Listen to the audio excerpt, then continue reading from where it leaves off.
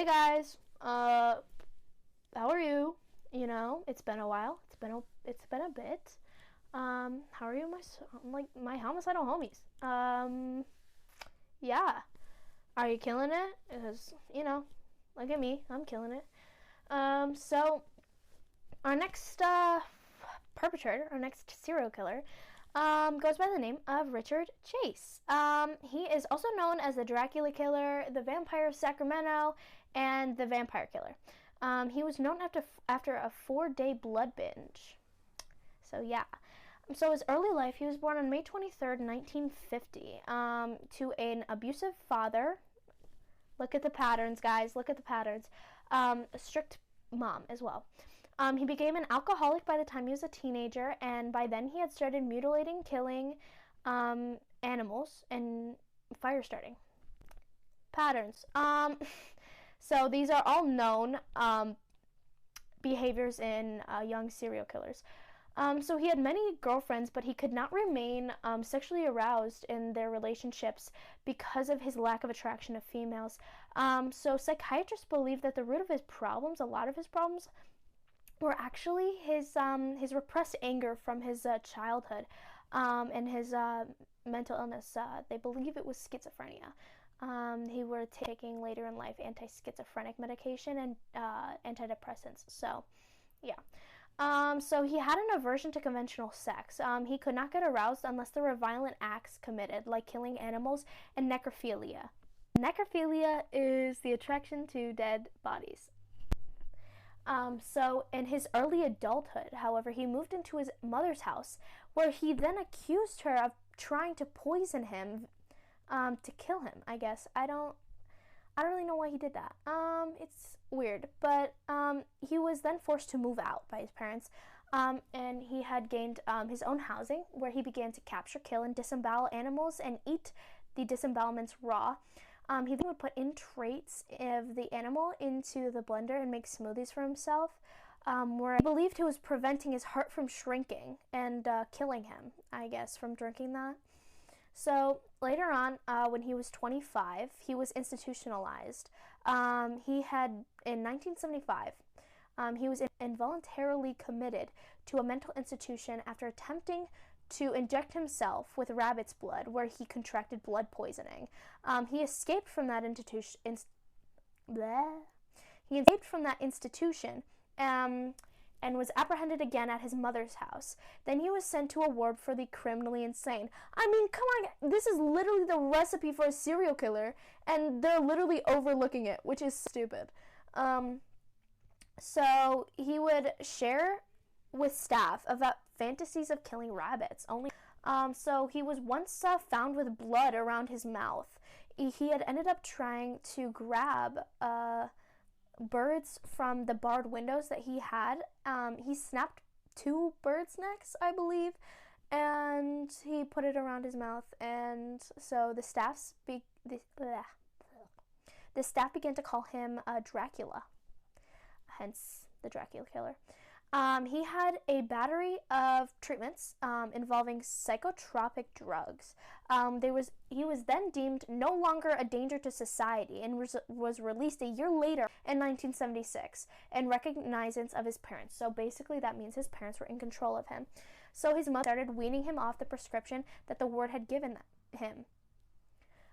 Anyways, so then his behavior worsened. In an apartment that he was given by his parents, he began capturing, torturing, and killing animals. He drank the blood of dogs, cats, especially rabbits. Then he eventually tried to kill and eat his neighbor's pets, where he was successful. Then he once called the neighbor, contacted him, and said, hey, I killed your animal, and the neighbor, there's no evidence of the neighbor even doing anything about it. So then he developed a fascination for firearms. He purchased a lot, his favorite being the .22 caliber. He obsessively practiced with them, and at the same time, he also became obsessed with the Hillside Strangler. If you're not familiar with the conspiracy around the Hillside Strangler, the Hillside Strangler basically had this whole Nazi UFO conspiracy that caused him to kill, and Richard Chase believed that he was a part of that as well. So at this time, he began to lose basic hygiene, brushing his teeth, grooming, bathing.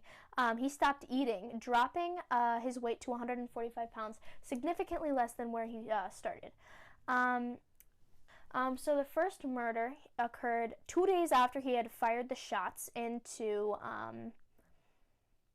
the woman's apartment. So December 29th, 1977. He killed his first victim by a drive-by shooting. It was an apparent warm up for his next plan for killing. The victim was Ambrose Griffin, a 51-year-old man.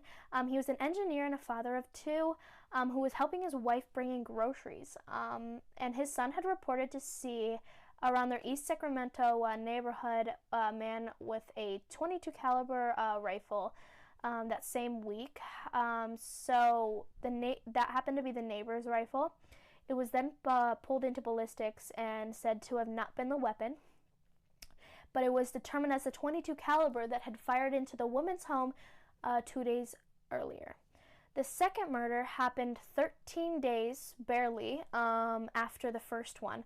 On January 11th, 1978.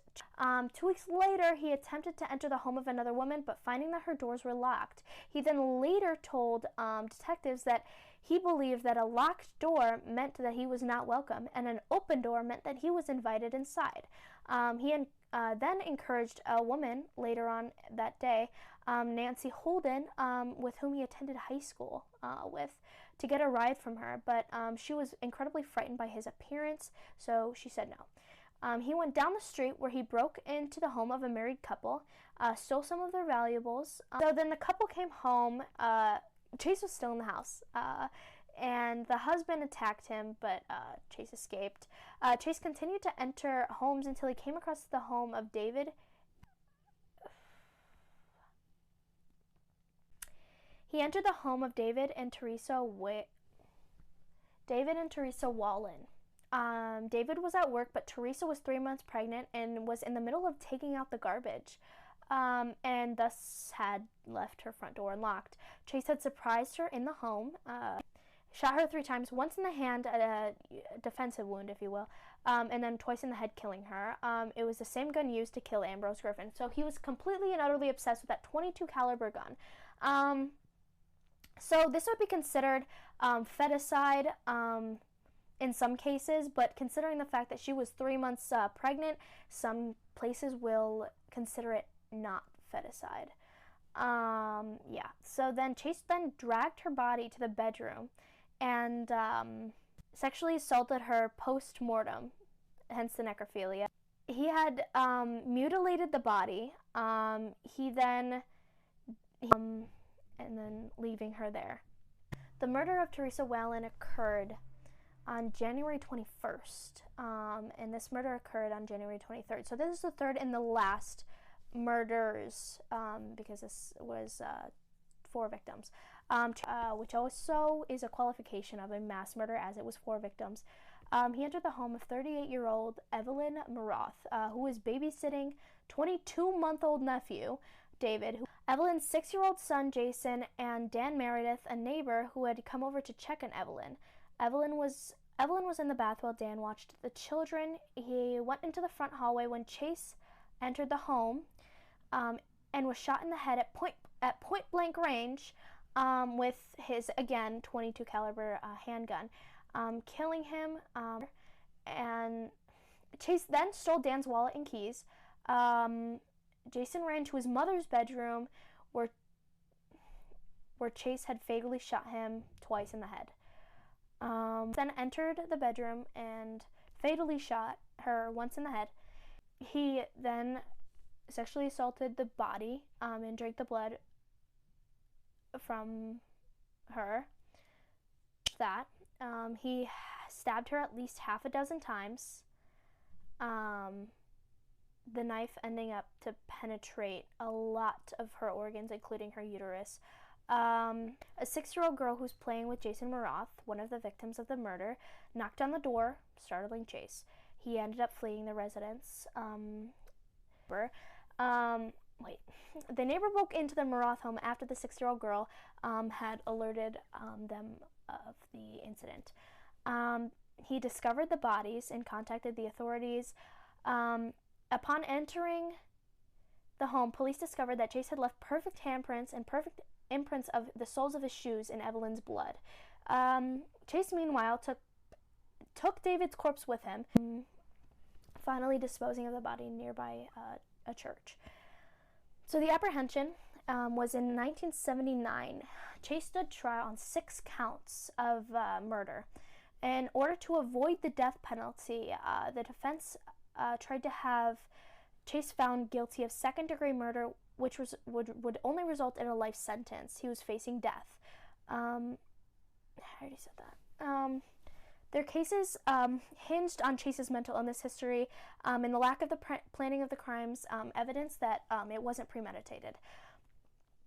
On May 8th, so a couple months later, the jury found Chase guilty of 6 counts of first-degree murder. The defense asked for a clemency hearing in which a judge determined that Chase was not legally insane. Chase was sentenced to die in a gas chamber. Waiting to die, Chase became a feared presence in prison. The other inmates, several gang members, aware of the graphic and bizarre nature of his crimes, feared him, and according to officials, they tried to convince Chase to commit suicide, too fearful to get close enough to kill him themselves. Chase was also granted a series of interviews with Robert Ressier, during which he spoke of his fears of Nazis and UFOs, claiming that although he had killed, it was not his fault. He told the media that he was forced to kill to keep himself alive, which he said he believed that every person would do. This man was schizophrenic. I'm just going to say it here. This man was mentally ill. However, I do not believe that because he was mentally ill, I don't think that he should have been like, oh, well, I'm criminally insane. I think he deserved to die for the crimes that he committed. So, on December 26, 1980, a guard doing cell checks found Chase lying awkwardly in the bed, not breathing.